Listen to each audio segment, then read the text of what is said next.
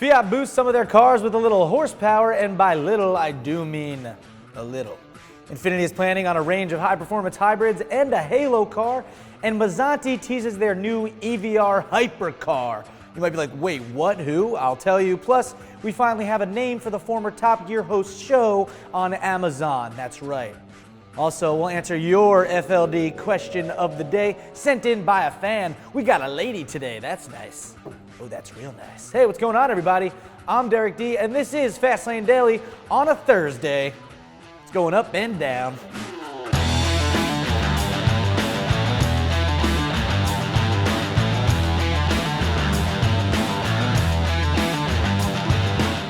Mazzanti Automobili has dropped a new trailer of the upcoming EVR hypercar, highlighting some of its specs. Founder Luca Mazzanti said that the EVR will be the most powerful road-legal Italian supercar. Whoa, quite a bold statement, I would say. Also, it's not an electric car, even though the name EVR kind of makes you think it would be. All we see in this video, though, is the dude talking about it and the hypercar's engine exhausts getting red hot. Yeah, real hot. We don't know the horsepower, but we do know it's powered by a 7.2-liter V8 engine that gives you 885 pound-feet of what, Erica? Torque. Oh, wow. Remy jumping in there. Apparently giving the car 2.7 seconds to get to 60. Yeah, Remy sounds like Erica. They say it can hit a top speed of 250 miles per hour as well. Interesting to know all those figures, though, but not the horsepower or even the pricing for that matter. It does let you hear what the engine sounds like, though. Just have a listen. Oh, nice. It sounds angry. So yeah, we don't know the price, but it will cost more and be more exclusive than the brand's Evantra, which looks sexy as all hell, I must say. I mean, that's just sexiness right there. The thing costs $959,000. That's for the Evantra. So we're looking at definitely over the $1 million mark for the Mazzanti EVR, debuting on June 8th at the 2016 Turin Motors Show. So if you're out there, you can go check out the Mazzanti along with all the other stuff there. Okay? All right. After the debut of the revamped and facelifted Fiat 500, the new Abarth 595 is also getting some new touches, along with a slight power increase. By the way, did I say that right, Fiat spokesmodel Meg? Abarth.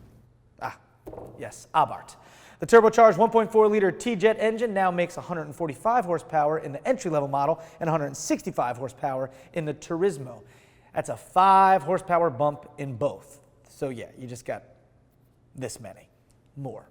The more powerful Competizione version stays at 180 horsepower, which makes zero track down 62 miles per hour in 6.7 seconds. And all versions come paired with a manual 5-speed gearbox. Abarth. Yeah, Meg, we got it. We heard it earlier. Thanks. Abarth. Sure. All right. Hey, after months and months of trying to figure out their new Amazon show name, it looks like Clarkson, Hammond, and May finally got it. Yeah, the trio's new show will be called The Grand Tour. The Grand Tour. So they'll trade the TG and Top Gear for GT, or I guess you could call it TGT, the Grand Tour. So what's the story behind the name? Well, Clarkson said, quote, "Thing is, we'll be traveling the world, hosting each episode in a different country from a giant tent. It's a sort of grand tour, if you like. So we've decided to call it the Grand Tour." That wasn't my impression of Clarkson. That was just an English accent. Yeah. Good or not, I don't care. Makes sense, I guess, though. If they're going on a tour, it's going to be the Grand Tour Goldberg. It sounds like a circus. It kind of does. It sounds, yeah. Big tent traveling. I don't think cars when I hear it. Short, of course, we'll have short film car reviews. They'll be shot at different locations around the world, and the studio segment will also be filmed at different locations around the world every week. So, tour, we get it. But this promo picture that we've seen before is kind of funny. Yeah, Clarkson and Hammond both have a finger over their mouth as if they're like saying shh. Or are they just standing there regally as if they're saying, interesting. I don't know. When I saw that picture, that's where my mind went. It looks like they're saying shh, but why would they be saying shh? Make no sense. Yeah, let us know what you think. All right, Infiniti. I feel like we haven't talked about them in a while. Well, they want to launch some high-performance hybrid vehicles to go head-to-head with some European brands. Maybe you heard of them. One's called Audi, BMW, Jaguar, and Mercedes-Benz. Yeah. You heard of them, Goldberg? I think. Yeah, I think so. This year, they plan to release a 396 horsepower twin-turbo 3-liter V6-powered version of the Q60, and that'll deliver 350 pound-feet of Torque. That's right, Erica. Good job. Remy? Nice. The engine will also make its way into the Q50 sedan, Infiniti's Euro boss, Francois Goupil-Debouillet. I mean, I think I said the name right, but I probably got it horribly wrong. Anyway, he says that Infiniti wants to get into the Halo performance car segment using hybrid technology that can help it take on higher performance rivals like Audi RS's, BMW's M division, and Mercedes AMG. Aiming high there, Francois. Well, Oh, good for you. exactly. Thank you, Christian. Time for your FLD question of the day. This time around, we have FLD fan Nikki. She's actually an FLD Q of the D two-timer.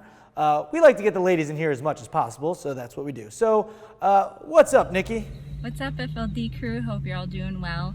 I'm doing all right, just hanging out here in Houston where it's finally stopped raining for a minute. So I'm out enjoying the sunshine and my boyfriend's new Jeep, loving the heck out of it. Ah, your boyfriend's new Jeep. Sorry, fellas, she's taken. Okay. Loving the heck out of it, though, huh? Nice. Well, glad the Houston weather cleared up and you got some sunshine down there. You look like you're enjoying it. Got the tank top on and everything. Sunglasses on the head. Nice. Anyway, what is your FLD Q of the D, Nikki? I bet you thought of a question while you were driving that Jeep around, huh? So I thought of a question for you while I was driving. Just wondering, if you were going to buy a Jeep, would you buy a base model and put your own upgrades on there and make it the way you want it? Or would you just go ahead and buy top of the line Rubicon or whatnot? Ah, okay, cool. Good one. Now, I'm pretty sure you're talking about a Jeep Wrangler. So your question was, would you buy a base model Jeep Wrangler and upgrade it, or get a higher end Rubicon or something along those lines and keep it, you know, as is? Well, first I'd like to know what you would do, Nikki. I kind of like the idea of buying just the base model and adding what you want, making it your own. So that's it. That's all I got. Yeah, well, that's all you got, and that's all we need, right?